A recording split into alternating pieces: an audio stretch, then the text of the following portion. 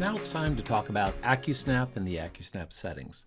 To discuss really what AccuSnap is, basically it's a shortcut to finding the snap point on an element. So I'm going to go to the Place Smart Line tool and I'm going to demonstrate what we had done before AccuSnap was around 20 years ago. If I move my cursor over an element, if I wanted to start a line at the end, I would have had to have done a tentative, and this is something we can still do today. Tentative is the wheel on your mouse. If I click that, I would see the tentative plus sign, the big plus sign at the end of the line. I would then have to confirm that by doing a left click.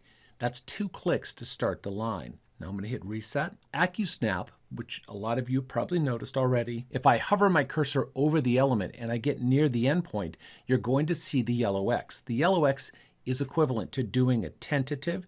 So now to start the line, I just do 1 click, that's data, and I've started my line. So that saved us a click. Now you can still do both of them and they both have their place.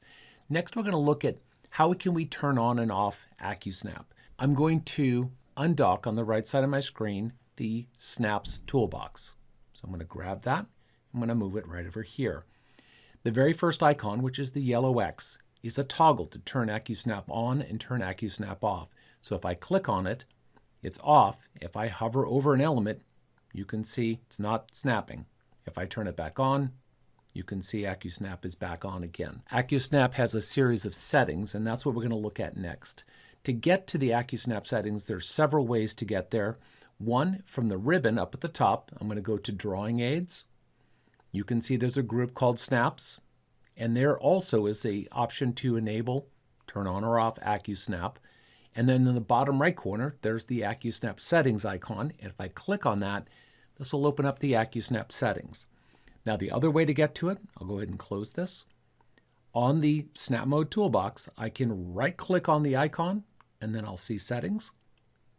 That opens it. And the third and final way is going to be using a keyboard-mouse combination. Now on my keyboard, I'm going to hold down the Control and the Shift, and then I'm going to tentative, that's clicking the wheel. This will bring up a menu at the very top. In addition to letting me set my active snap and open the button bar and multi-snap settings, number 2 on the list is AccuSnap. So I'm going to select that. And again, that opens up our AccuSnap Settings dialog. What you'll see across the top are 3 tabs. We have General, we have Elements, and we have Field. The first one, Enable AccuSnap. Now, this is something that we saw how we can click on the icon to turn it on and off. If I disable it here, you can see it disables the icon. If I enable it here, it enables the icon. Now this is a system setting, meaning that if you were to turn off AccuSnap in this file, the next file you open up, AccuSnap will be off. So it's not a file specific setting, it's a system setting. Now the next thing is going to be Show Tentative Hint. Now as I move my cursor over this element to the right, as I get close to a snap point, you're going to see a dotted plus sign. That dotted plus sign is the tentative hint. Now if I turn this off and then I hover over an element, you can see there's no hint or tentative hint. So we can turn that back on. The next one's going to be Display Snap Icons. As I move my cursor over an element, in addition to getting the tentative hint, the dotted plus sign, I see an icon that tells me which snap that I'm using to find that snap point. In this case, it's an arc with 3 blue balls. That's the key point snap. If I turn this off and I hover back over the element, I will get the tentative hint, but I will not see the icon. So again, this is a user choice. The next one down is Update Status Bar Coordinates. Now this means that if I hover over an element, yellow X, in the status bar in the bottom left, will it show me the coordinates? So right now, if I move my cursor over this element, down here, I'm near the status bar. As I hover over it and I see the AccuSnap yellow X, the status bar does not reflect the coordinates. If I turn this on, Update Status Bar Coordinates, and then as I move my cursor there, you're going to see your coordinates, your X and your Y down at the bottom. And if I move to another point, you can see that updates down on the status bar. Now that would show up what if I did a tentative also. So we're going to go ahead and turn that off. The next one is Play Sound on Snap. That just will produce a clicking sound when you see the yellow X. The next one is Highlight Active Element. Now this is currently turned off. Now this tends to work with certain commands better than others. Now I'm going to be going to my copy element tool. So I'm going to hit spacebar. I'm going to go to copy element on my pop-up menu. Now, as I move my cursor over this element, you're going to notice that it's not highlighting the element. It is giving me my tentative hint. And if I get close, I'll see the yellow X, but it's not highlighting it in between. If I turn on Highlight Active Element and I move my cursor over this element, you're going to see it highlights the element. So that way I kind of know which elements I'm selecting. I'm going to turn that off. The next one, identify elements automatically. This one is demonstrated best with the delete tool. So I'm going to go ahead and go to delete, hit my space bar. I'm going to go to delete. Now, if this is turned on, identify elements automatically, as I move my cursor over the element to delete it, it highlights the element, one left click or data, and the element is gone. I'm going to do an undo, Control Z. If I turn this off, now when I go back, you'll notice it doesn't highlight the element. I have to left click to identify it. It highlights, then I have to data to accept it. 2 clicks. So I'm going to undo that. So that's probably a good thing to keep on. The next one is enable for fence create.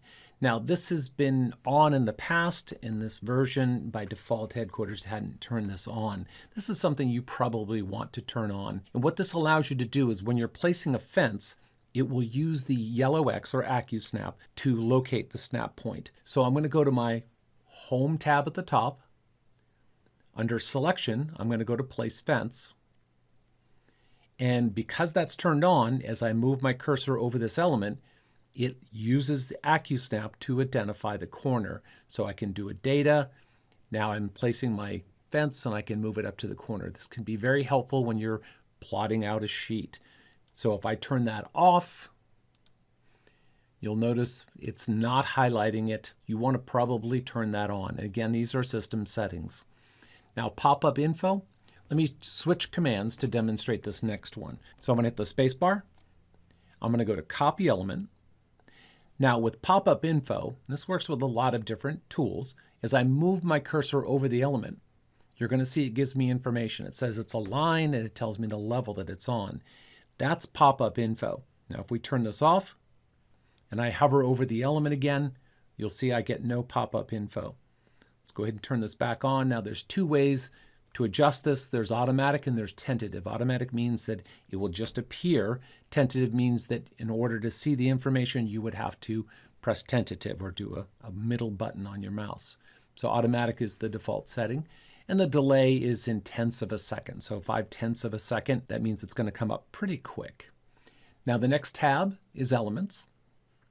And this is pretty straightforward. If you're in a tool that is looking to identify elements and you have these checked, curves, dimensions, text, and meshes, that means that that tool is going to work or identify that element. So this is turned on. So if I hover my cursor over this element here, which is a curve, you can see it's going to identify that element.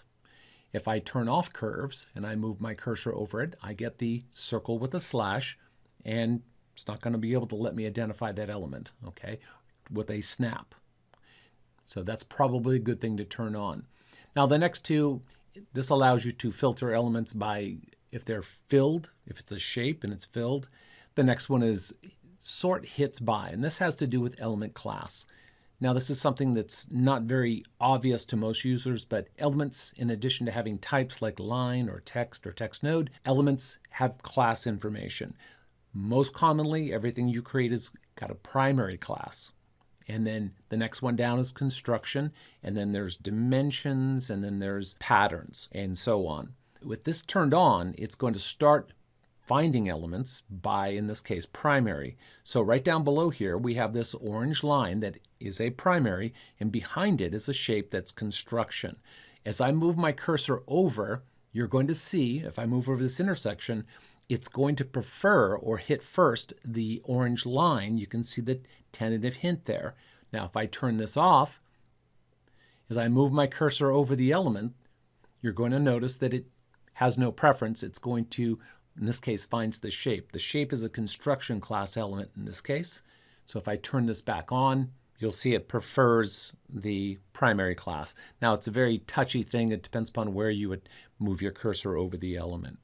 So the next one in the final tab is going to be Feel. Now we have 3 options that we can adjust: key point sensitivity, stickiness and snap tolerance. Now the first one, key point sensitivity, and you'll notice that all three of these are set right down the middle. And that's probably your best bet. It's a good way to have it set. I'm going to demonstrate this. I'm going to adjust the key point sensitivity, and you'll see there's a minus and there's a plus. You'll see there's a plus and minus here.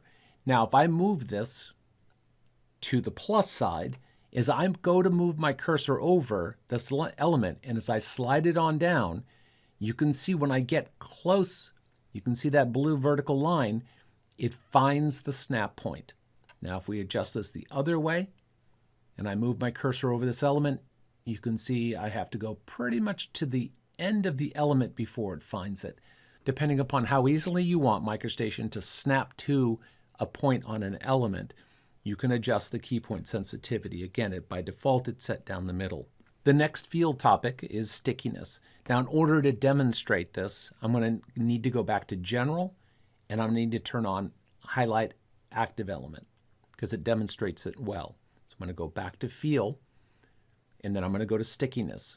Now, I'm going to set this to positive, and what this is going to do is I hover over this element. You can see my cursor's on top of the element. My cursor is represented by a plus sign with a circle. Now, as I move my cursor over the other element, very carefully now, you can see I'm right on top of the other element.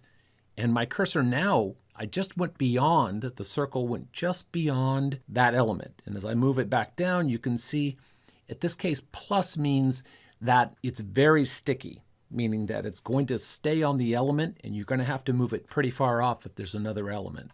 If I change this to minus, as I move my cursor over, I don't have to get very far before it jumps to the next element.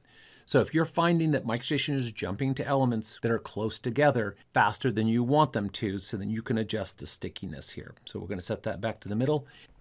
And the last one we'll talk about is snap tolerance. Now, if I move the slide bar to the left and then I do a tentative, you can see as I'm near the element, the tentative, I'm not finding the element. I have to get pretty close. If I slide this to the far right side and then I'm near the element and I do a tentative, you'll see it finds the element. So it's pretty touchy. It's hard to get it to demonstrate easily. So that's why normally we just leave that pretty much right in the center there. So that's a quick overview of your AccuSnap and your AccuSnap settings. In the next video, we'll talk more about snaps. So we'll see you in the next video.